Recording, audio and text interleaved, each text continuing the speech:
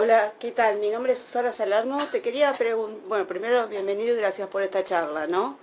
Te quería preguntar cuál fue la pareja, protagonista, actor o también actriz, que más te gustó trabajar con ellos, que te resultó más fácil, o sea, el poner tu cámara para la fotografía.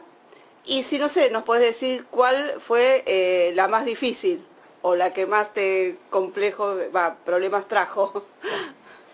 Menuda tarea.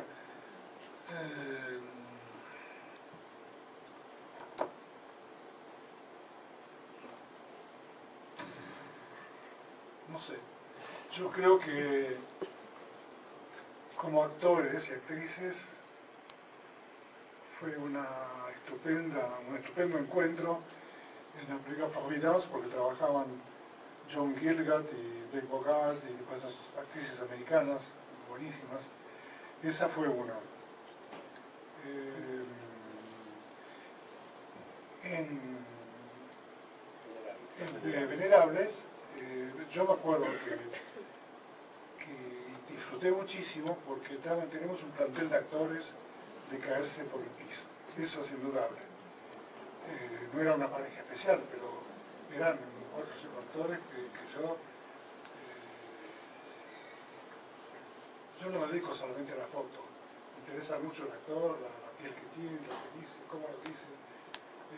Detesto cuando van los actores, me ponen nervioso, etc.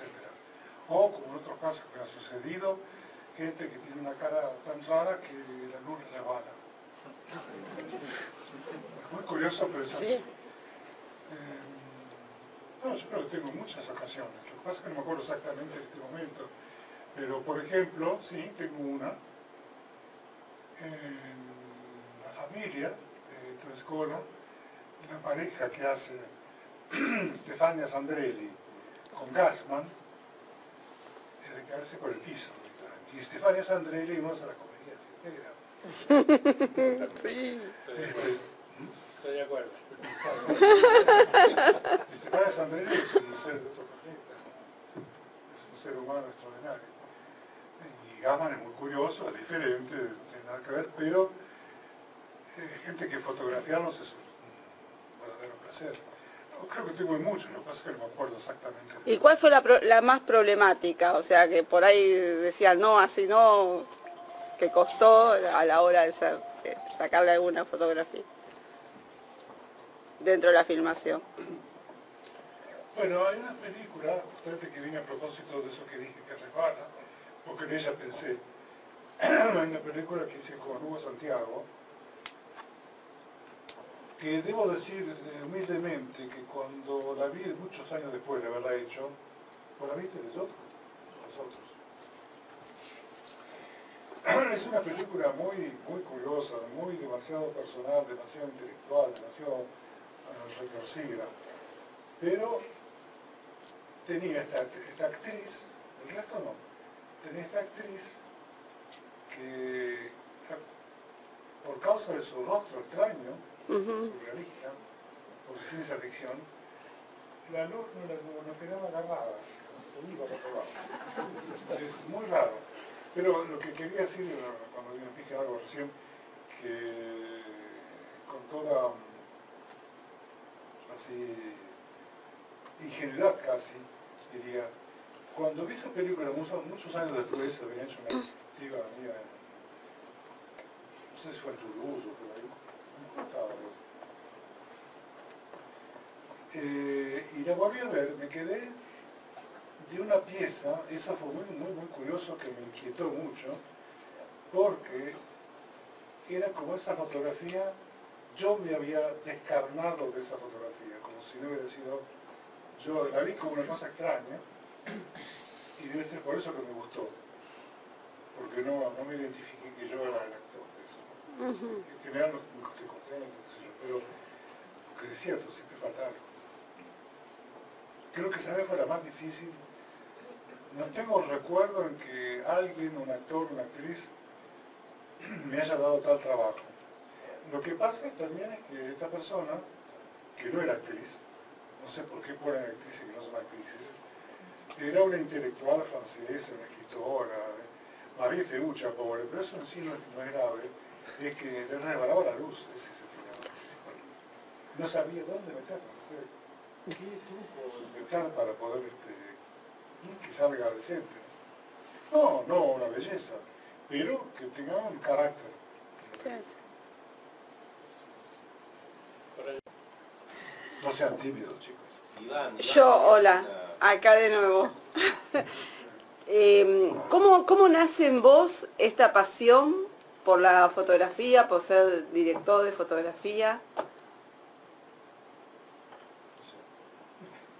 No sé. La tenía desde muy chico.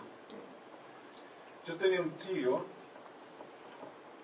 que había sido vagamente cineasta en los años 30, creo, por ahí.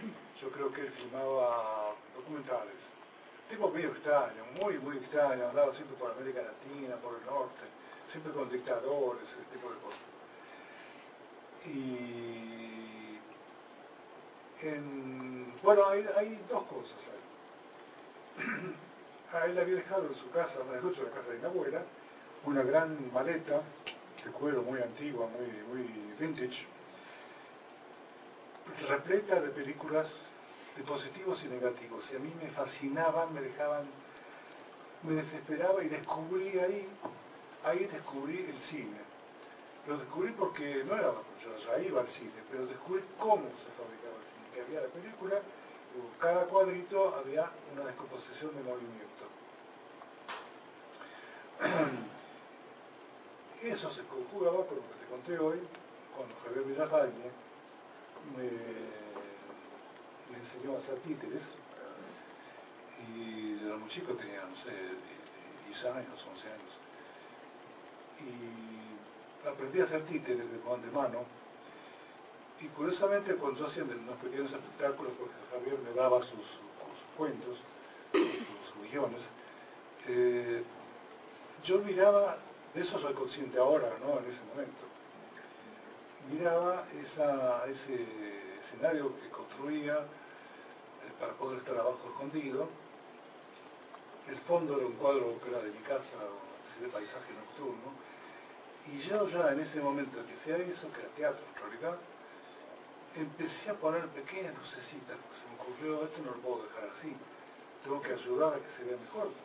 Tenía 10 años. O sea que siempre, no sé cómo viene, no tengo la menor idea. Y estaba ahí, de alguna forma, metido Sí, ya tenía, claro. O sea, se combinó lo del teatro, de títeres, con el cine que yo todavía no sabía qué era. O sea, pero lo descubrí a través de esos rollos, que yo miraba y miraba y miraba y miraba. Es muy simple, ¿verdad? Y de ahí fue el camino solo, ¿no? Evidentemente. Llamaron la atención las fotografías. Mi padre hacía sobre todo retratos y la calidad o la característica que tenían esos retratos. Nos conocimos ahí, nos fuimos encontrando, nunca trabajamos juntos. Los dos pertenecemos a la generación del primer nuevo cine argentino, que es la generación del 60, que es un poco anterior al nuevo cine argentino que tenemos ahora, en estos años. Y Ricardo posiblemente sea el emergente quizás más importante, más significativo que fue un fruto de esa generación. Debo también hacer una mención de una nota un poco triste, porque la idea de hacer este reencuentro con Ricardo la tuve yo cuando me enteré que él venía. Yo era muy amigo de Simón Feldman y se me ocurrió que hubiera sido interesante juntar a Ricardo con Simón y con Manuel, que son los dos directores argentinos con los cuales él empezó su obra como director de fotografía de largometraje. Simón, de hecho, fue el que lo convocó por primera vez a su primer largometraje. Y la ausencia de Simón es muy dolorosa para todos nosotros porque pensábamos que Simón iba a estar en esta mesa. Quiero decir, yo sé que Simón no era afecto a los homenajes, pero por lo menos quiero dejar esto dicho y que esto sea como un recuerdo muy de una gran amistad que tuvimos con Simón. Para que en un documental que se hizo en Francia sobre Ricardo, Ricardo se autodefine como un dinosaurio, más o menos, con la mirada del dinosaurio, y para que esto no fuera una visita de Jurassic Park, con Manuel, Ricardo y yo, convocamos a gente de generaciones que no sean del Pleistoceno, como Alejandro Masi, que fue el director argentino con quien por última vez trabajó Ricardo en 2009, creo. 97. 97, bueno. Y con Hugo Colace y con Marcelo Iacarino. Y bueno, la idea es, yo como moderador voy a ser bastante moderado, no es mi oficio, ni mucho menos, digámoslo. Se me ocurrió esta idea, la propuse en DAC, fue calurosamente aceptada y bueno, los chicos de producción trabajaron muy bien, hicieron todos los preparativos, hicieron esta infraestructura y el video que acabamos de ver. Manuel, cuando yo te pedí que escribieras una línea sobre Ricardo, me dijiste que una línea era muy poco, no te alcanzaba, porque Ricardo era el autor de las imágenes más hermosas de tu película más querida. Entonces te doy la oportunidad de explayarte un poco ahora sobre Ricardo. Bueno, en primer lugar, la próxima vez que venga Ricardo no me convoques. En segundo lugar, efectivamente, con Ricardo he hecho la película que yo más quiero, que además es curiosamente una película que no se ha estrenado nunca. Y una de las que yo más quiero de toda mi colección. Nunca se ha estrenado la novela en la que está basada, que la perdió Julio Cortázar, y el negativo también estuvo perdido hasta hace 10 días más o menos, y apareció milagrosamente en un quincho del general Rodríguez, no se sabe por qué, pero ahí estaba el negativo, que yo hace 53 años que veo su amistad electrónica en los últimos tiempos, pero muy profunda y muy afectuosa. Bueno, no sé si querés que diga algo más sobre vos. No. Porque he hablado más de mí que de vos, por eso. No, al contrario. Uno está ahí por debajo. Con el fotógrafo. Bueno, no sé, me gustaría que Alejandro, que fue el último de los directores argentinos con quien Ricardo filmó, también hablara de su experiencia con su director de fotografía. Y bueno, mi llegada a Ricardo fue primero a través de la amistad. Yo lo conocí por Ana Eisenberg, que está aquí, por amigos en común, había trabajado yo, mi primera aproximación al cine, yo que acababa de salir de la facultad, fue en una película que hizo Ricardo, que estuve en Viena, y nos conocimos y nos hicimos amigos, y la verdad que me quedé admirado. Yo obviamente lo admiraba ya de antes y conocía su obra, pero no lo conocía a él como persona, y lo conocí pensando su luz en el set, que es otro modo de conocer cómo un artista va inventando el universo que va contando. Esa película nos dio ocasión de conversar, volvimos a encontrarnos en un documental que él dirigió sobre Bioy. Y cuando yo tuve en mis manos la primera versión de El Impostor, una adaptación de un cuento de Silvino Campos que hicimos con María Luisa Bember, la verdad pensé en él y pensé, lo voy a llamar, en esa época no existía el mail, lo voy a llamar para que me diga que no. Y le mandé por correo el guión impreso, y él me llamó por teléfono unos días después para decirme que el libro le había encantado y que tenía muchas ganas de hacerlo. Lo cual me produjo un enorme estrés porque creo que estaba mucho más preparado para el no que para el sí. Y a partir de ahí empezamos a hablarnos por teléfono permanentemente, a pensar esa película de campo. Ricardo tiene hondo conocimiento, es aparte de un gran artista, un hombre de campo decidido, que llegó al campo donde nos instalamos 2 meses en Chivilcoy a hacer la película y daba clases de campo a la gente de campo, participó en desfiles y probaba jamones y salames y fue también asistir a cómo él inventa ese mundo en esta historia, en un mundo producto de casi una ensoñación de alguien que está perdiéndose de este mundo y entonces se inventa otro. Y fue un gran aprendizaje para mí que no olvidaré nunca, cómo él iba inventando esa casa dentro de la casa, ese universo dentro del universo, cómo se iba deconstruyendo ese viejo casco de estancia donde Sebastián Heredia, que era el personaje de la película, iba inventando sus últimos días.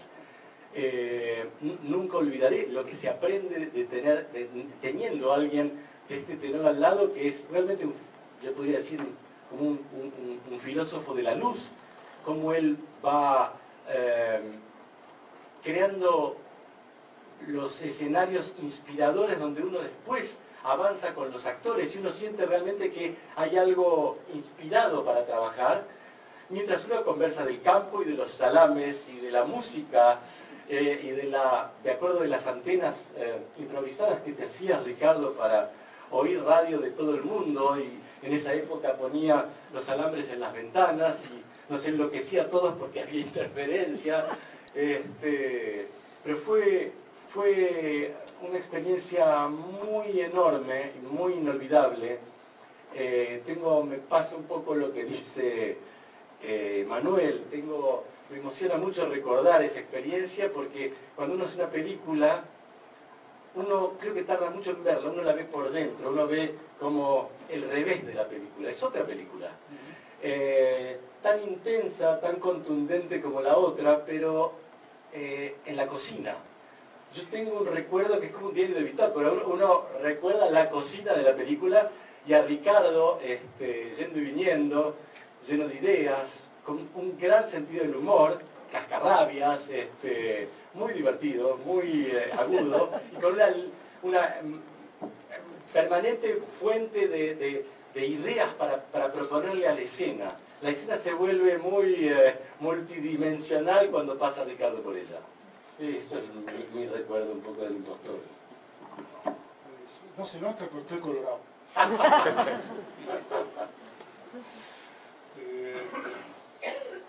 No tengo la verdad, puesto que soy el hombre de imagen de mis 2 compañeros aquí, que poseen una muy buena.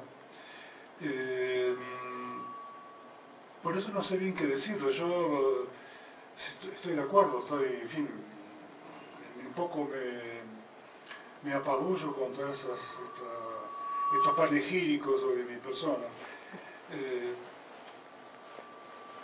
Pero como dije, soy alguien que como decir, está siempre con imágenes y con fotografías y veo por todos lados. O sea, estoy muy... tengo como una cámara en el ojo. Porque no es tanto que lo hago porque, bueno, no sé, es el autor que tengo, un capricho, lo que sea. Es porque, a pesar de que lo trabajo más, a través de la vida, creo que esa observación de cosas que pasan alrededor mío continuamente, las almacenaba, de suerte que pudiera usarlas para mi beneficio, o mejor dicho, para el beneficio de la película, una película cualquiera sea ella, de sacar de mi disco duro una serie de imágenes que había visto a través de mi vida y que convenía para tal o cual cosa, que sea imagen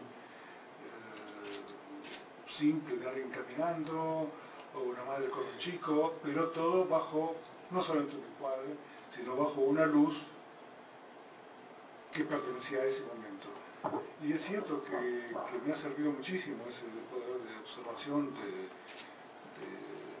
yo diría casi que era como un cálculo siniestro de aprovecharme de todo lo que yo veía para usarlo después en una película.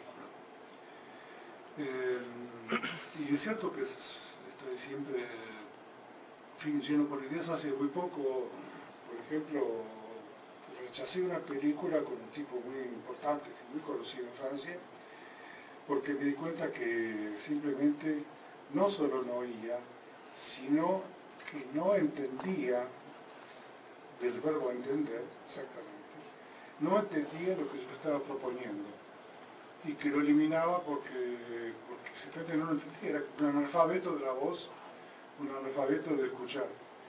Y digo, yo no puedo hacer una película con una persona como esta. Y bueno, la rechacé. Pasó varias veces, de hecho. Repito, no soy hombre de palabras sino de imagen, casi prefiero que no sé, que alguien me haga preguntas o no sabría qué seguir, cómo seguir elucubrando esta charla. Por eso tengo enorme cariño a don Pablo Tabernero, fue el que me dio la pauta de lo que se podía hacer. En realidad es el mismo que usaba él, bueno, con unas pequeñas diferencias que yo encontré a través de mi trabajo, además las emociones cambiaron un poco, etc. Pero básicamente lo que me enseñó para mí fue absolutamente fundamental. O sea, él me decidió, no en una vía fotográfica en el sentido de la luz o del cuadro, simplemente en un estudio profundo de la exposición, porque con esa exposición delicada se podrían obtener diferentes resultados, no más que eso. Bueno, no, yo quería hacer una pequeñísima historia, por eso le arrebaté un poco a Marcelo. Nosotros en una época éramos 4, José María Hermo, el Chango Monti, que eran los 2 directores de fotografía, Marcelo Camorino y yo éramos ayudantes de cámara, todavía estábamos. Esto llevaba un poco la delantera en el uso de lo que nosotros llamamos el brillometro, el spot meter.